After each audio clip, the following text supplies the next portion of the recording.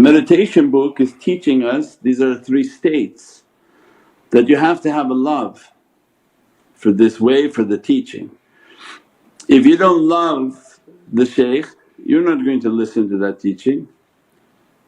It's just not going to only make logical sense. So it means you have to have an affinity and attune. That's what we just talked to before the question, is that your heart attunes to them. You say, I understand what he's talking about, I have respect for this person. You begin to develop a love and admiration for that person, and as a result you begin to meditate. So once you have the muhabbat, the hudur is the tafakkur. So the one whom is not meditating, not contemplating is not entering into the presence.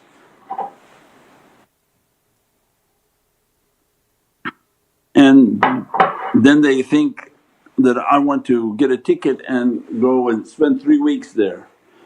That's not the state of the presence.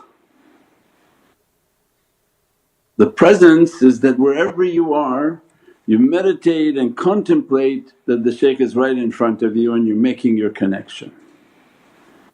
And that you have to feel that connection, and that your faith is like a mountain in which you fully believe within your heart you have that state. You feel that state, you feel the energy of that state, and that your communication is in that world of light. That I feel the presence of the shaykh and I'm continuously talking to him, asking, send light into my heart, send this light into my heart. Not physical matters, not the dunya things. I want this, I want that, that's only from your nafs and ego. That communication line is not for dunya, that communication line is only for spirituality. Once you use it for dunya, it's actually nafsani, and that's then now illusional. It's not the presence of the shaykh but it's the presence of your nafs. That connection is for spirituality in which you connect, and that Sayyidi, inspire within my heart to do more service, send your light into my heart, I'm nothing, I'm nothing. And as a result fill my heart with energy and light. As soon as they meditate they feel energy, they feel their heart is collapsing, they feel every type of power and qudra coming through that. That's the only connection is necessary. That's the hudur. If they can achieve that and keep that hudur throughout the day, what happens? They're becoming and they're entering in the ocean of fanna, in which they see less and less of themselves and they begin to vanish. And as a result of them vanishing, what is remaining is the presence of the shaykh. So that to leave yourself and let them to enter. When they can keep that, then they can enter into the presence of the shaykh, they be dressed from the presence of the shaykh and they begin to represent the shaykh. And they represent that reality, they represent the ears, because that hadith al-Qudsi in which Allah is describing, I become the hearing in which you hear, the seeing in which you see. That's an inheritable trait from ati'ullah, ati'ur Rasul, ulul amri minkum. So it means first you have to achieve it with ulul amr before you can achieve with Allah. So then with your voluntary madad and connection, you become the hearing that the shaykh is giving to you. You're using his gift to hear, you use his gift to see, you use his gift to begin to speak from his oceans of wisdom. So that's the dress of the shaykh upon the person. So when you're dressed by the shaykh it comes with all of its realities, right? The dress of the shaykh is coming with this, with the gift of hearing, because not his physical ears, it's his spiritual ears. So when the spiritual light of the shaykh is dressing, what happens? You're now hearing from his hearing, and that's in degrees of how pure the person is training. You'll begin to see from their seeing, and you begin to speak and breathe from that energy. When you realize that, then your adherence and bond with the shaykh is very strong, because if you do anything to break it you won't hear anything and you won't feel anything and you feel like you're in a closet. That's to remind people it's not from you, because the system can't work like that. It would be like Pharaoh. Imagine that Allah would train people by the shaykh and then give them some spiritual healing, then the guy gives you a screaming and a shout, a curse word to you and left. And now he's walking around with spiritual hearing and doing all sorts of mischief on the earth. So it's not anything like that. Allah understands this creation is very corrupt. So it's a dress that as soon as you keep the madad, the dress of the shaykh comes on to you. If you keep yourself to be clean, then you'll hear from his hearing, not from your hearing. You have no hearing, because remember you said that you were nothing on this way.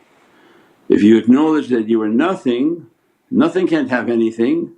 So in your nothingness the dress comes, it becomes the hearing dress of the soul of the shaykh, the seeing dress from the soul of the shaykh, the feel from the soul of the shaykh.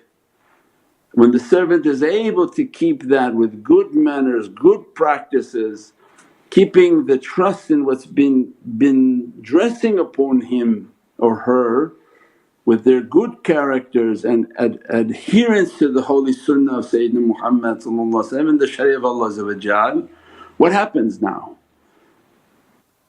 Because the shaykh is in the presence of Prophet, when the tarbiyah of the student is correct, what happens? Now with the dress of the shaykh, he's in the dress of the shaykh. So now he's given an audience in where the shaykh is also present, which is what? Now muhabbat al-Rasul wa hudur al-Rasul wa fanna al-Rasul, because you're in the dress of the shaykh. The shaykh is in the presence of Prophet.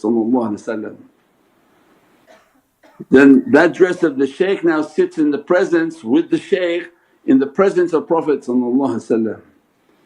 When they keep their adherence in the sunnah of Sayyidina Muhammad means now Prophet begin to give from his holy dress upon their hearing, and they begin to hear with Prophet, they begin to see with Prophet. So then they have a Muhammadiyun dress. Well, where is Prophet sitting? In the presence of Allah. So with their Muhammadan dress that they become Muhammadiyun, they are now sitting in the presence of Allah.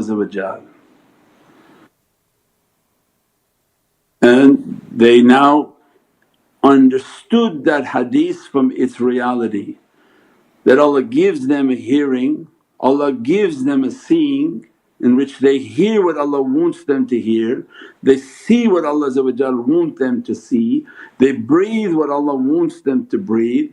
Their hands have a qudra and a power from what Allah wants them to have power, because these are their dresses. But for someone thinking that they're going to just sit, meditate and now have Allah's dress, no, because it's ati'ullah, ati' Rasul wa ulul amri minkum.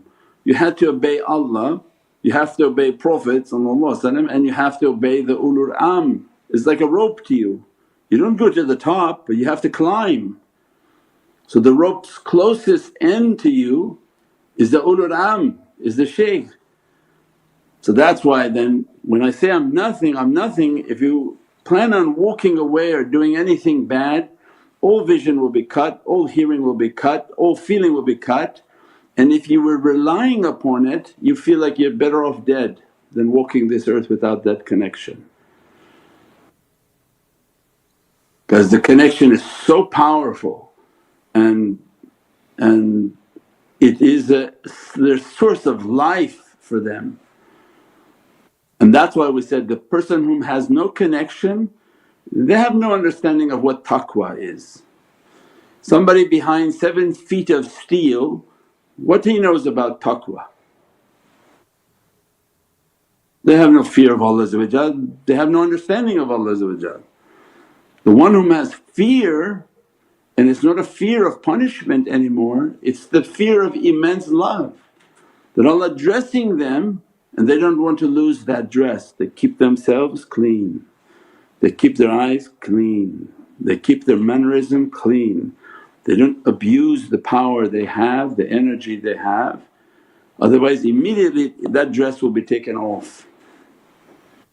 And that's the way they safeguard this reality, nobody ever runs away with it. So anybody who has it, they have it because they're sanctified and certified. There's no way to run away with it because it's a dress from the shaykh. As long as he keeps that dress upon that person, they are the dress of the shaykh and they represent the shaykh with his hearing and with his seeing, with his speaking, with his breath, with his hands and with his feet, and they are muqaddam of the shaykh. Depending upon which shaykh, so people can't guess who the shaykh is. But the reality is the dress of that reality, and that shaykh then is placed in always in the presence of Prophet. So we get an understanding of the importance of that dress and why the muraqabah is that door, and that's the people of Tafakkur, that's the people of Ashab al-Kahf. The whole theme from Muharram this year has been pretty intense and very detailed because of the events that are coming. So this cave is becoming very clear, very defined, and people should be moving quickly into it, inshaAllah.